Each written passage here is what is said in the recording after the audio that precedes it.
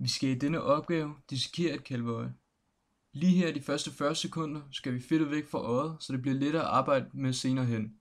Vi er dog forsigtige med ikke at skære synsnerven over.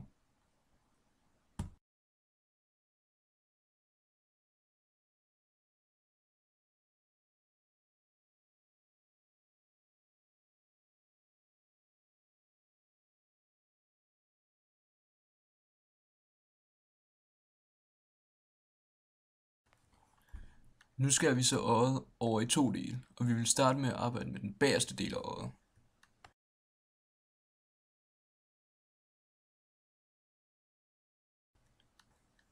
Man vil nu kunne se en gennemsigtig væske. Det er kaldet glaslemur. Glaslemuret er lavet af 99% vand, og derfor næsten helt gennemsigtig. Glaslemurets funktion er at holde nethinden fast, så den bliver på øjets bagside.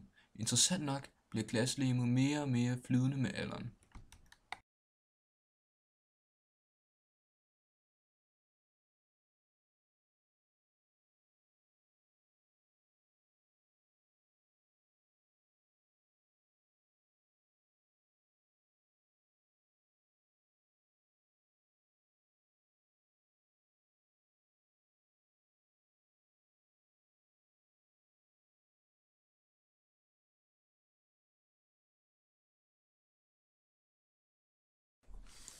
Vi er stadig i gang med at skære øjet i 2 dele, hvilket faktisk er rimelig svært.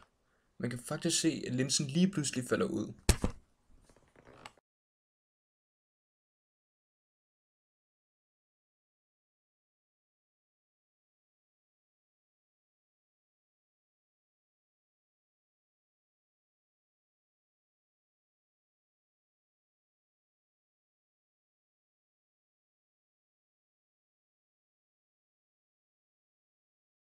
Vi er nu endelig færdige med at skære øjet i 2 dele.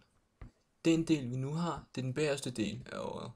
Her er retina eller nethinden. Man skulle fjerne det meste af fedtet, men man kan faktisk se, at der sidder en lille dut. Det er den blinde plet. Sjovt nok, fordi øjet er blindt lige der.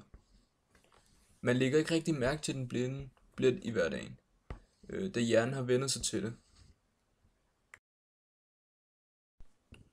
Nethinden er faktisk opbygget af 2 forskellige typer lysfølsomme celler, kaldet stave og tappe, på grund af deres udseende. Stave er følsomme over for lys med lav styrke og ser ikke farver, men lysintensiteten. Tappe på den anden side er kun aktiv, når lysforholdene er gode nok, hvilket giver os vores skarpe farvesyn. I hvert øje er der omkring 120 millioner stave og 5 millioner tappe.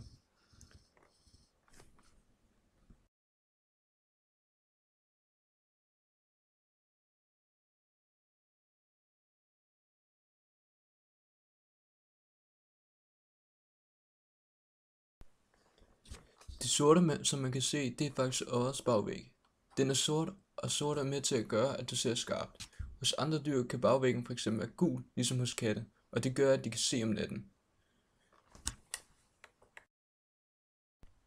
I kattens øje bliver lyset reflekteret fra øjets bagvæg, så lyset går igennem nethinden 2 gange, og dermed gør det så, at katten udnytter det bedre.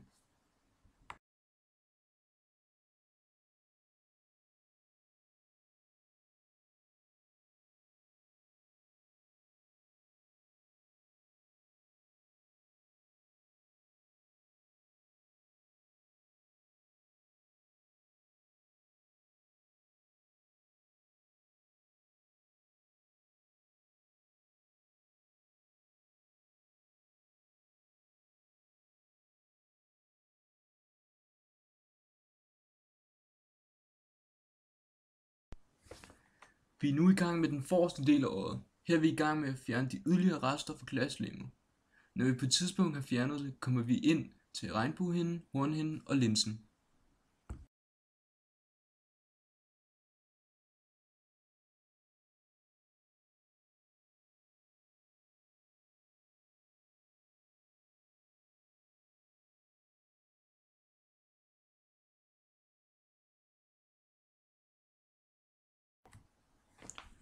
Hornhinden er den yderste del af øjet. Det dækker og nærmest beskytter øjet.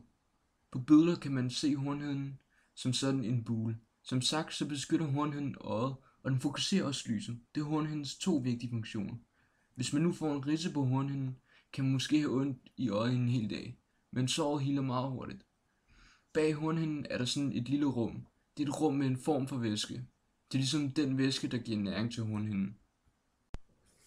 Her kan man se linsen. Vi har lagt et papir nedenunder for at vise, hvor meget linsen kan zoome ind. Hvis man er nær eller langsynet, så er det fordi ens lins ikke kan fokusere billedet på nethinden. Grunden til, at man ofte som ældre får svært ved at se, er fordi linsen bliver mere og mere sløv med alderen.